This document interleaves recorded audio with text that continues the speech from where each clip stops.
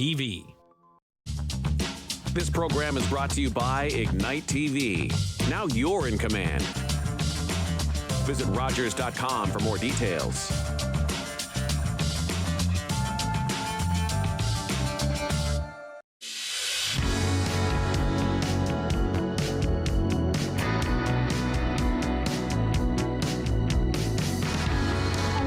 Welcome to HealthLink, a program connecting home, community, and healthcare. My name is Carol Merton, and today I am delighted, absolutely delighted, to welcome Aidan Ware to our program. Aidan is the director and chief curator at the Tom Thomson Art Gallery, and I think she wears a couple of other hats as well, which she can certainly fill us in on if she wishes. But today we're going to really be talking about art for health and wellness, because this is something I've been reading about, and I'm really interested in learning more about the Tom Thomson Art Gallery and art for wellness and health. Thank you, Aidan, for being on the program today. Thanks so much for having me, Carol. Appreciate being here. This will be great. I've been so looking forward to this segment. I look forward to all segments, but this one is something that I haven't heard a lot about, so I'm keen to learn more from you. Now, I mentioned you also wear other hats. Your role continues to grow and expand. Are you comfortable sharing what else you have that you are responsible for? Absolutely. So I also oversee tourism, events, and culture for the city of Owen Sound, as well as the Tom. But what's really great about that is that there's a confluence and a synergy between all of those things. So I've seen it as a real opportunity to be able to bring those items together and bring the people together, and to have even more minds around thinking about what, culture looks like for Owen Sound, and how can it, impact more people that live here, and also help to attract people from outside of our region to come into town. The Tom has always naturally been a bit of a tourism draw for the city. So that sort of amalgamation with tourism makes a lot of sense for us, and combining those efforts and thinking about, how we can promote Owen Sound beyond our borders has been really a great opportunity, as I mentioned. Yeah. Now, on that note, just before we started with the program, we talked about you just hot off the press, coming back from a presentation, which takes Owen Sound into a whole other forum. And I'm wondering if you'd mind sharing that, because kudos to you. And there were others that were with you from Owen Sound as well. Do you mind sharing a bit about that before we actually get into art and for health and wellness? Well, I'm absolutely delighted. And I think there's actually a tie-in to health and wellness with the topic that we were presenting. So yes, I was at in Niagara Falls presenting at a national museums conference. We were selected based on the open card and the open team projects that we've been doing, specifically the pollinator corridor for Owen Sound. And so I was joined by Tim Nichols-Harrison, CEO of the library, and Liz Zetlin, who's an artist and environmental activist. And we talked about not only the open card, which is a membership that spans the Billy Bishop, the Tom, the Marine and Rail Museum, and the library, but also the opportunity that came out of that, which was the work of the open team. So this group of people that includes myself and Tim and Morgan from the Billy and Zach from the Marine and Rail, we worked together to on various projects that come forward, and to help community members further some of those projects. And one of them was Liz Zetlin's came to us with this idea. It was actually at the Indigenous Sunrise Ceremony. She talked to me. She said, I've got this really great idea for doing a pollinator corridor in Owen Sound to help the bees and the butterflies, which are under threat of extinction, because we need our pollinators in order to, have a food supply chain. And so it was from there I said, oh gosh, we need to take this to the open team. And from there, we managed to expand the project into a symposium that we held in conjunction with an exhibition. And she launched Pollinate Owen Sound, is now working with Pollinate Gray. So it's just become this really amazing grassroots project that has been seeded and grown, pardon all the puns. But we, and so we had a chance to talk about it on a national scale at this conference. Yeah. And it was so remarkable. People kept us even past the time that we were there with questions. We probably talked for another additional half hour. And then afterwards, a couple came up to me and they had said that this was their favorite, most inspiring session from the whole of the conference. Wow. Which Yeah. was absolutely incredible. And of course, that ties into community well-being and things like thinking about, the well-being of our people and in terms of food supply chain and building gardens and community work, essentially. And so there are certainly opportunities around the pollinator project. And when I saw some images of your presentation, there was a phrasing you had done about open card and and then open heart, and that really touched me. And I think that is basically what art does. It opens our hearts to opportunities and to our communities. So thank you for filling us in. And I'm wondering if you can tell us about the health benefits of art, because, and how the Tom Thomson is moving along that road to promoting health. And I think art really has always sort of functioned within that zone, because what it does is it engages in sometimes challenging, sometimes difficult, sometimes very emotionally weighty topics. I heard at this conference someone describe museums and galleries like a star, and it's like they shine a light, thousands of years into the past, but they also have the opportunity to shine a light thousands of years into the future. And so I think about that idea of being a star and having that kind of that radiance and that ability to shine a light on people. And so that's really what we do. And when we think about the health benefits of art, there are many. I mean, there was actually, I just pulled it for our conversation. There's this whole study that was done by Hill Strategy, and it was Canadians' arts participation, health, and well-being. And primarily, the key findings from that study were essentially that there is a strong connection between cultural participation and health. And so this is scientifically proven. And in fact, in Europe, they're doing things like social prescriptions, prescribing museum and art gallery visits to assist with mental health. It also really helps with a sense of belonging. So people look to their cultural institutions to find a sense of self, a sense of place within their community, and maybe even contribute in terms of volunteerism or becoming involved. And then there's the art itself, as I mentioned, which can really take on some, powerful topics. And I think of some of the projects that we've done in terms of truth and reconciliation. The young Indigenous artist Brent Henry's work, it was called Strong Heart. And his imagery was so powerful and so emotional and difficult because it dealt with the residential school system. Yeah. And its impact on, Indigenous culture, people, and the survivors, and what that means and what that looks like.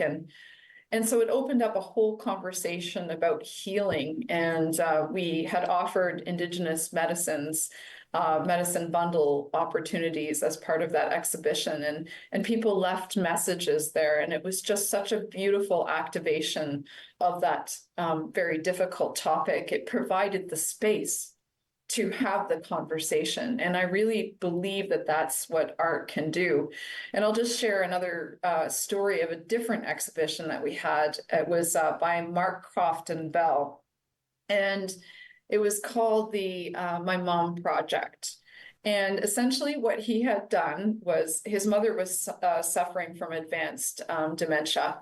Mm-hmm. And his only way to really communicate with her was to he would go and sit with her, and he would create a quick portrait of her at each visit. Yes. And so the gallery presented hundreds of these from his visits, ultimately culminating with the portrait in which she passes away. But this actually created the space to start talking about, aging and dementia, Alzheimer's. And we had a couple come in who shared with me that they were facing this challenge. Mm. And, it was very emotional. And they, in fact, started to cry because they knew what they were facing. And these images were so resonant for them.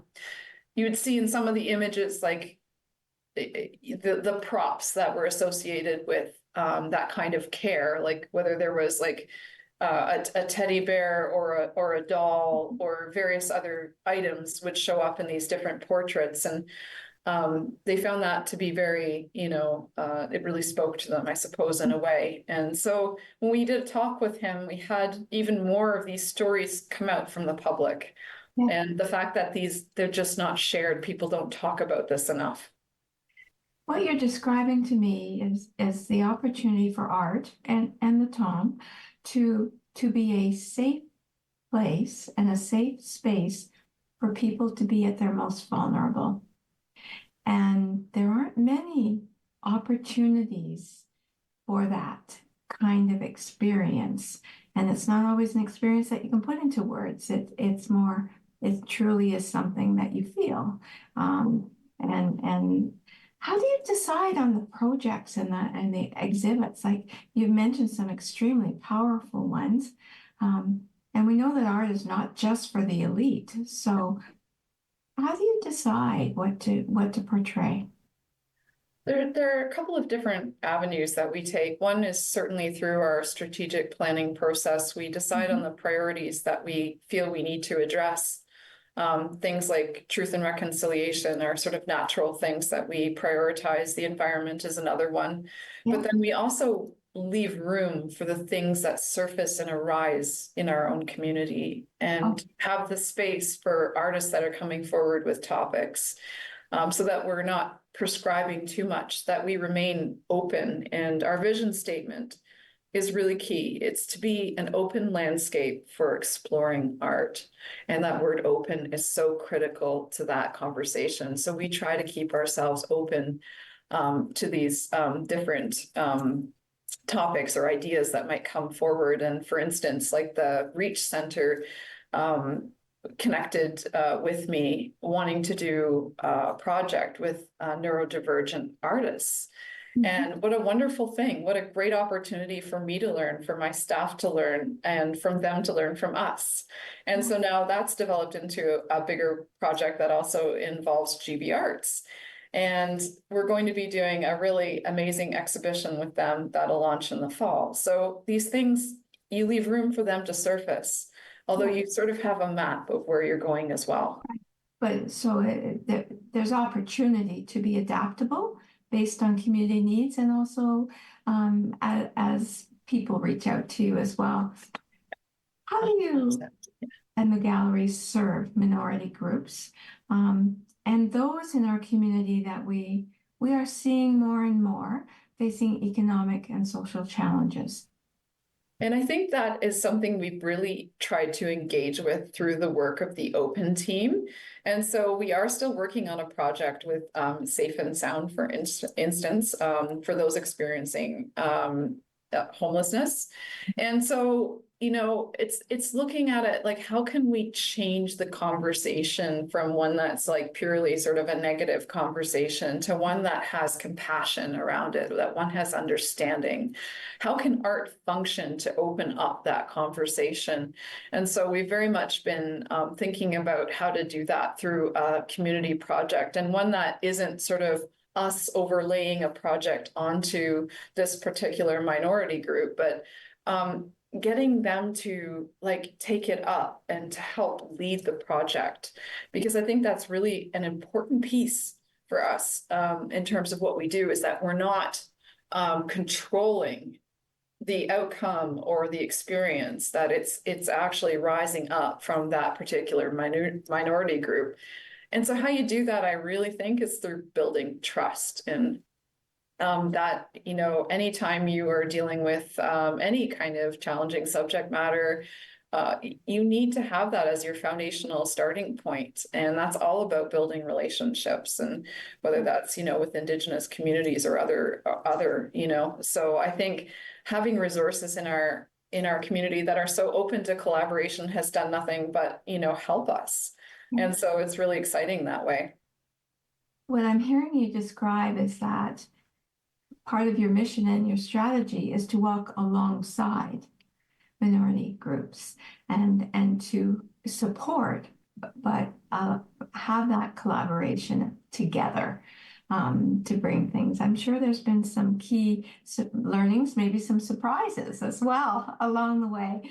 Yeah, which is always good learning.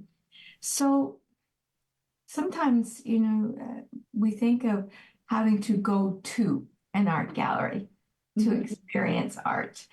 But I believe you have a different way of looking at art, not just within a bricks and mortar environment. Do you want to share a bit about that?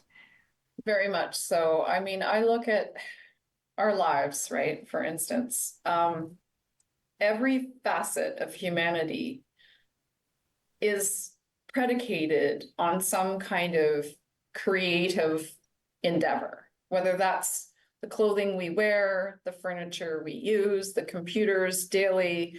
It all comes back to like sort of one key artistic invention, if you will, and that's the wheel, right? So art is in every aspect of our lives. And so, yes, you can come to the institution, but my sort of vision is that the institution also comes to you, and that we're outside of the walls, or that the walls are porous.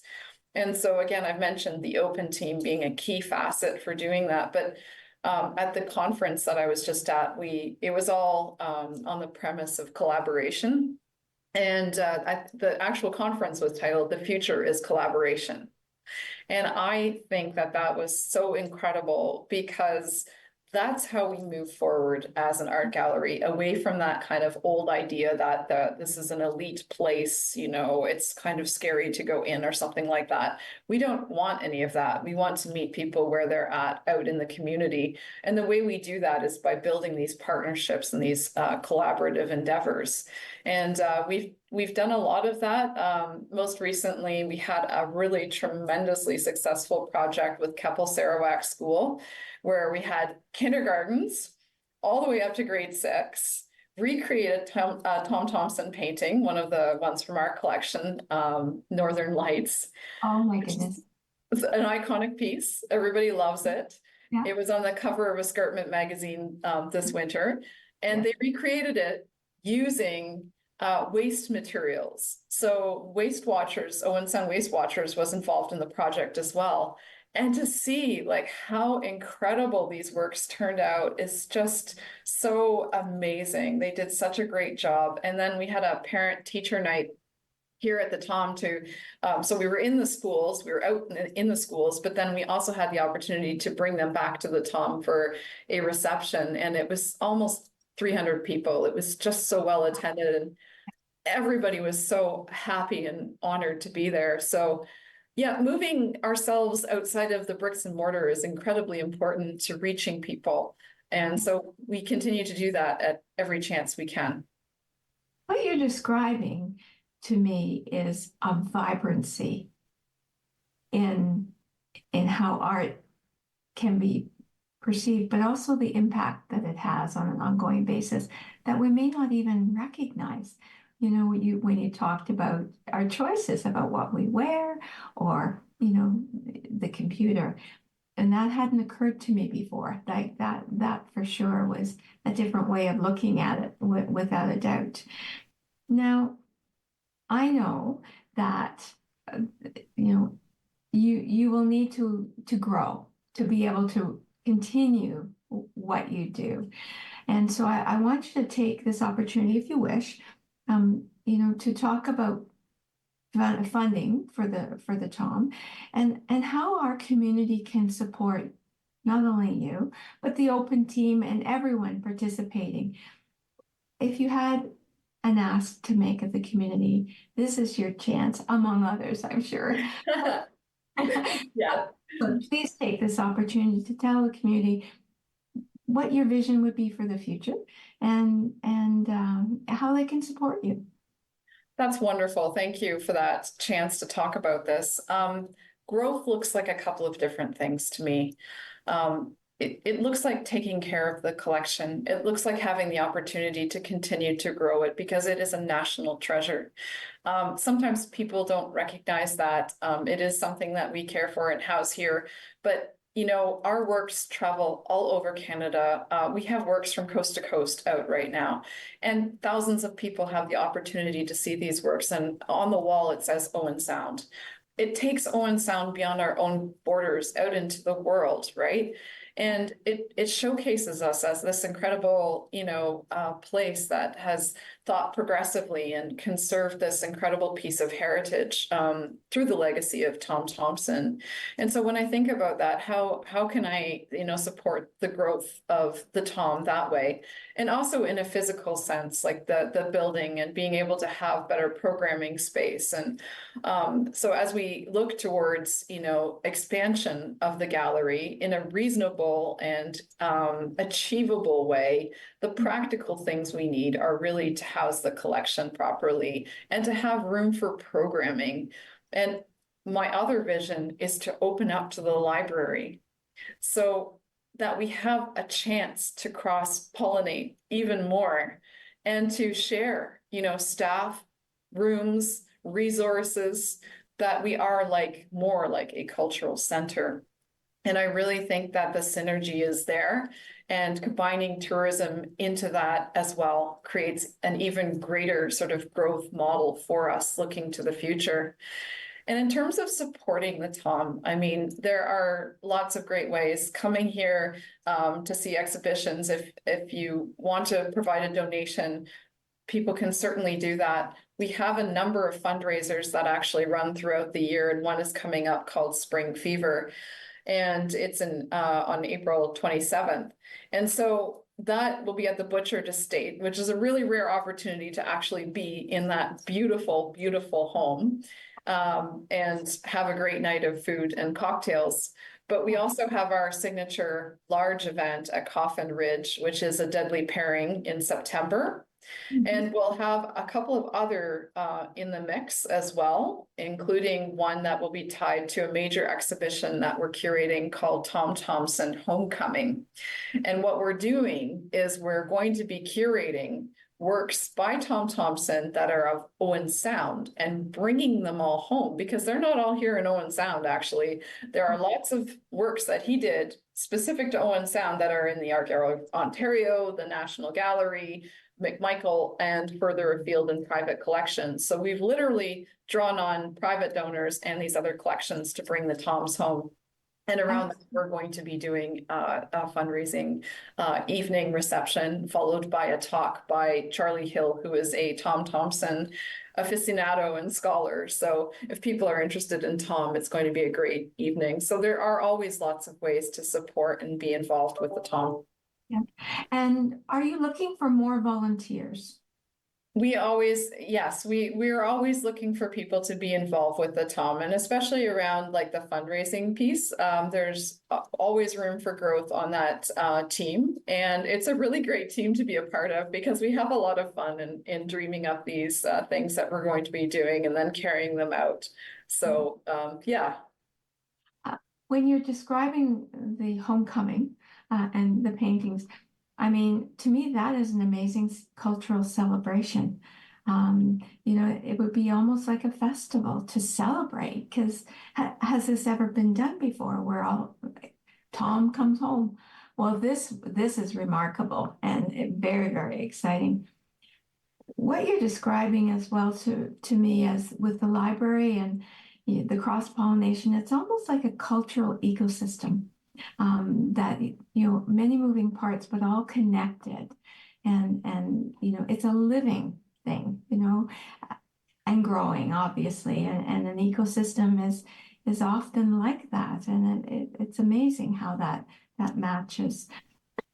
We know that COVID-19 has been really challenging. The COVID pandemic has been challenging on people with their emotions and physical and everything.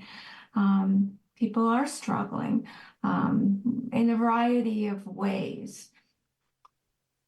How do you feel the Tom can help to support people? I know you've given a personal story about how just sitting with the art basically restored you. So I know for you that you've had that personal experience. What would you say to people who maybe have never been into the Tom or who have challenges and emotionally just don't even know where to turn? Absolutely. And you were at the opening of the Living Histories and Susan Dobson exhibition when I spoke about that and talking about like sometimes you can lose your way. And that can be such a challenge of trying to understand where you belong, right? And in the world, I mean. And for me, you know, I came back into the Tom one particularly difficult day, and I just kind of sat there with the Toms, and you know, I thought about, you know, things, and it actually brought this tremendous sense of solace to me, this idea that, you know, I didn't have to belong out there. I was safe here. And that's what I want the gallery to be for everybody. I want them to find space here, to feel safe, to be held. And, you know, let the art be something that speaks to you and brings that to you and provides space for you. That's what art galleries need to do. That's what we should be doing. And in fact, I was looking at the Vancouver, the plans for the new Vancouver Art Gallery, and they're actually architecturally building it based on a Indigenous protection blanket. So the weave of the blanket will be part of the architecture. So it's this idea that it's a protected space, it's a safe space, and that will be physical, but that's how I see it, even for the Tom. We have just a little bit close to a minute left.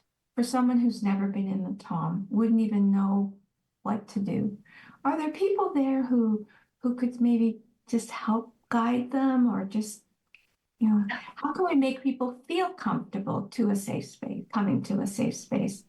Absolutely. So when you come into the Tom, there's always going to be someone there to greet you. But if you want a more personal touch to your experience, anytime, you can always ask for a staff member to lead you through the space and talk a little bit more about the art. And I often say, like, there's no right or wrong answer there. Like, it's all in what you take away from it. So, you know, I think that's the greatest thing about art is it really actually isn't, it's anything but an elite system. It's actually for the people, by the people, right? Yeah. So. Yeah. Which is, and certainly we encourage anyone who may be watching this program or speaking to others, just come in and experience it, and it will move you. I want to thank you so much, Aidan, for being on the program today. I've learned, and certainly look forward to the upcoming events that you've described. Art has a place in all of our lives. It has a place in our health and our wellness, and not just in an individual, but as a community. So I want to thank you, and please come again and fill us in on more activities that are going on at the Tom Thomson. I'd love to. Thank you to our viewing audience for being here today. To learn more about the programs, services, and resources available to you and to your family, take care and stay safe. Thank you.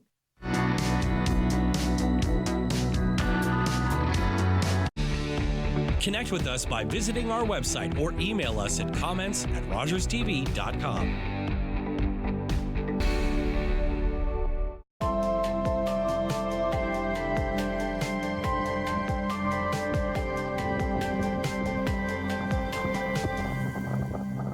With Rogers TV, you can cheer on the home team from the comfort of your living room. We'll head to the rink, the field, the court, or the pitch, so you don't have to. Tune in and cheer on your local amateur athletes on Rogers TV. It's been a long time coming. You don't win it to keep it, you win it to be a part of its history. Always knew. Always hard to see the difference between winning and losing. stay.